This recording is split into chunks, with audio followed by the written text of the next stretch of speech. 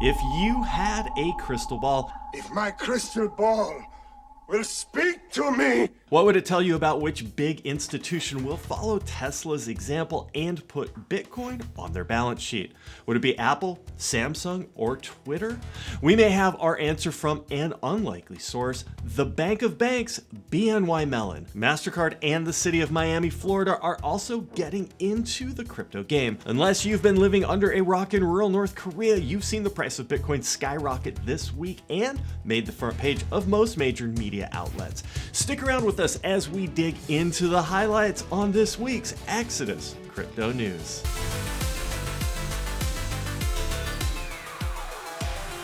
Thanks for joining us, everyone. It is good to have you here as always. Be sure to hit that like button and subscribe to the channel for more crypto content from Exodus every week. Now, if you're a retail investor, you probably don't think too much about custody. Lots of traders keep their coins on Coinbase and just call it a day. If you're more sophisticated, you might buy a hardware wallet like a Ledger or a Trezor. For large institutions, it's not that simple. When Tesla buys $1.5 billion worth of Bitcoin, it's not like Elon Musk is keeping all of that crypto on a ledger in his desk drawer. Big companies are only going to work with certified custodians, and when it comes to being a custodian, the more prestigious the name, the better. The oldest bank in America, founded by none other than Alexander Hamilton himself, BNY Mellon Corp has announced that they're going to support digital assets. So why is this a big deal? Well, BNY Mellon is known as the Bank of Banks, and they currently hold over $41 trillion in custody or administration.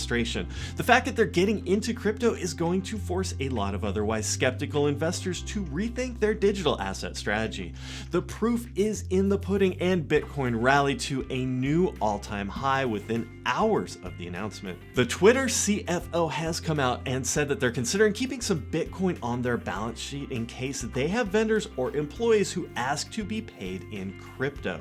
Twitter stock rallied 15% on that announcement, and shortly afterward, Twitter CEO Jack Dorsey posted a message that he and Jay-Z will be giving away 500 BTC to a blind trust to help Bitcoin development teams in Africa and India.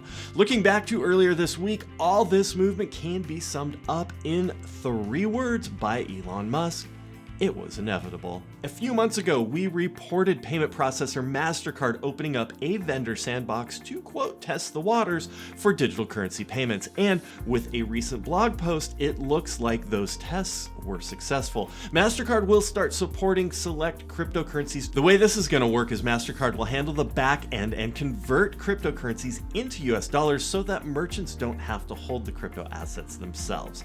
Despite the broad announcement, MasterCard is quick to point out that they won't be supporting all digital assets, and it sounds like they're mostly going to focus on stablecoins. Priceless. For years now, there's been a debate about which blockchain is going to be the Ethereum killer. Cardano, Polkadot, Cosmos, Tezos, Algorand. There's a lot of networks that are trying to be the next big smart contract platform. One blockchain that hasn't got a lot of attention until recently is BSC, and that's the Binance Smart Chain. Network activity has been rising rapidly on BSC, and in January of this year, BSC cleared $15 billion in transaction volume. Now that volume was a marked improvement over the volume transacted in previous months. If the transaction volume keeps growing on BCS, it could become the most used blockchain in February or March of this year. Ethereum's high transaction fees are one of the main reasons that users are looking for other smart contract platforms. Sending a basic transaction on Ethereum right now can cost anywhere from $5 to $100 or more. Now, these high costs are definitely not helping with Ethereum's popularity with the average non-institutional user. These costs are especially bad given that DeFi is supposed to be a solution for people who come from poorer countries and don't have access to traditional financial services. There's no way that DeFi can replace the banking system if executing a trade on Uniswap costs $50. Well, the good news is that everyone is aware of the problem, and new scaling solutions should be coming online throughout 2021. Will the Binance Smart Chain prove to be a good alternative to ETH, or will other platforms like Cardano or Tezos take a bite out of Ethereum's dominance?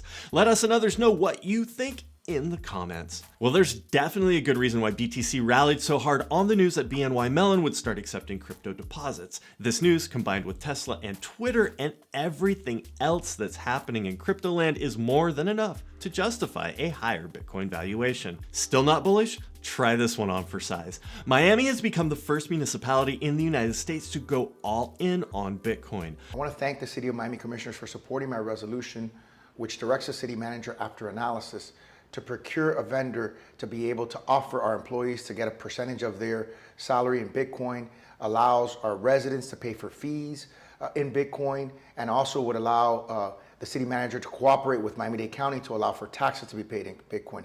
It also a request of the state legislature that the city of Miami supports efforts to make Bitcoin an acceptable currency for us to potentially invest in the future. So there you go. Governments are going to ban it?